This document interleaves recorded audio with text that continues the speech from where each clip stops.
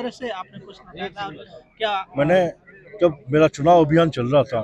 जब मैं इन पाक विस्थापितों की बस्ती में संपर्क करने के लिए गया, तो मैंने वहाँ देखा कि महिलाएं 3-3, 4-4 किलोमीटर दूर से पानी लाती है। मूलभूत जो आवश्यकता है उनकी पूर्ति भी सरकार नहीं कर पाई। तो मेरा मन द्रवित हो,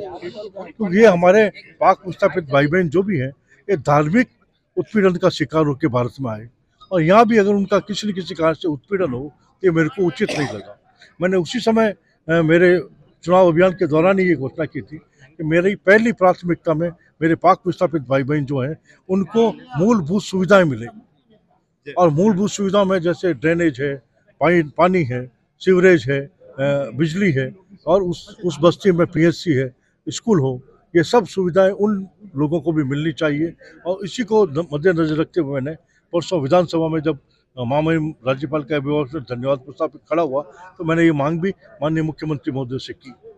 मैं धन्यवाद देता हूँ प्रदेश की यशस्वी ऊर्जावान मुख्यमंत्री, जिन्होंने संवेदनशीलता का परिचय देते हुए, क्योंकि वह स्वयं पिछले 5-6 सालों से जोधपुर संभाग के प्रभारी थे, और उन्होंने बाड़मेर, जैसलमेर, पाली, जालोर, सिरोही, इस पूरे क्षेत्र में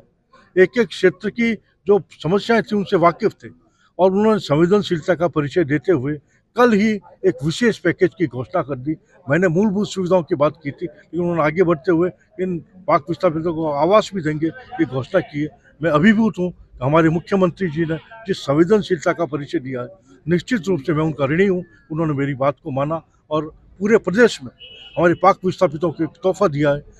और पूरे देश में पहली घटना है कि किसी भी मुख्यमंत्री ने अपने पहले अभिभाषण पर चर्चा करते हुए, पहले अभिभाषण में ही संवेदनशीलता का परिचय देते हुए मेरे पाक विस्थापित भाई बहनों के पक्ष में जो निर्णय लिया है, मैं निश्चित रूप से उनका धन्यवाद ज्ञापित करता हूँ, अभिवादन करता हूँ, और आशा करता हूँ कि आने वाले दिनों में यह सरकार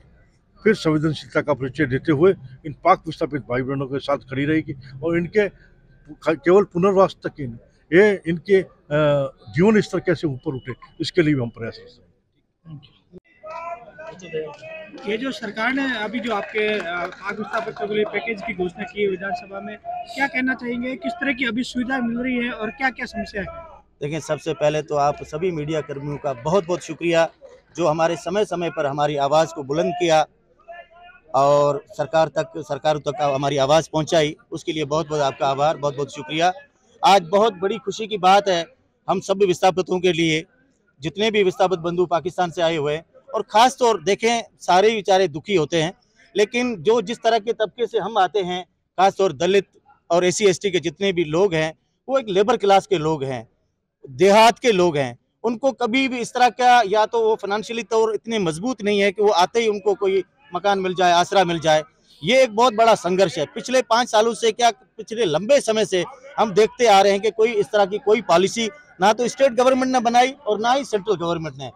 आज हम भाग्यशाली हैं कि हमारे लोकप्रिय हमारे नेता और हमारे पूर्व जो जिला अध्यक्ष देवेंद्र जी जोशी, और हालिया हमारे जो MLA साहब सुरसागर से हमारी पहली ही जो श्रेणी में जो हमारी जो बात रखी, हमारे जो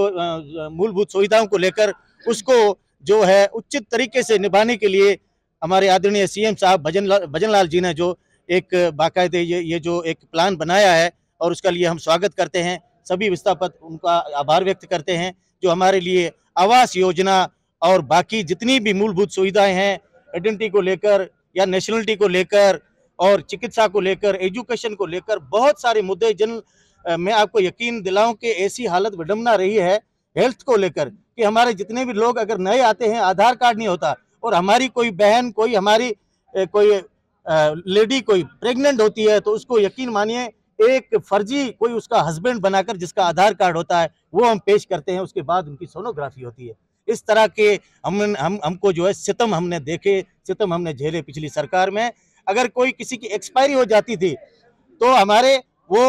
एक नॉर्मल, यानी हेल्थ का कोई इश्यू हो या नॉर्मल अगर किसी की डेथ हो, तो वो उनकी लाशें जो सर्द खानों में रखवाई गई, और उसके लिए हमने विरोध किया। अरे भाई, सिंपल सा ये बच्चा है, ये सिर्फ बुखार की वजह से या किसी बीमारी की वजह से, लेकिन उसको भी चीरा फाड़ी करके एक MLC का केस बनाकर हमको वो चीरा फाड़ी की हुई लाश हमें मिलती, और माएँ हमारी सिसकती रही, झिझकती रही, उनकी शक्लें तक नहीं देख पाई, और ऐसी एक बिल्कुल एक घिनौनी सिचुएशन रही हमारे 5 साल के लिए। लेकिन आज मैं बहुत भाग्यशाली हूँ, बीजेपी के आते ही सारे लोगों के चेहरों पर ये चमक और ये चहक और ये जो हंसी मुस्कुराहट मैं देखकर मैं बहुत बहुत बीजेपी सरकार का आभारी हूँ, मोदी जी का आभारी हूँ और भजन लाल जी का आभारी हूँ, जिन्होंने हमारे लिए एक बहुत बड़ा ये एक ऐलान किया है और एक बहुत बड़ा फैसला लिया है, जिसके लिए बहुत बहुत साधुवाद, धन्यवाद।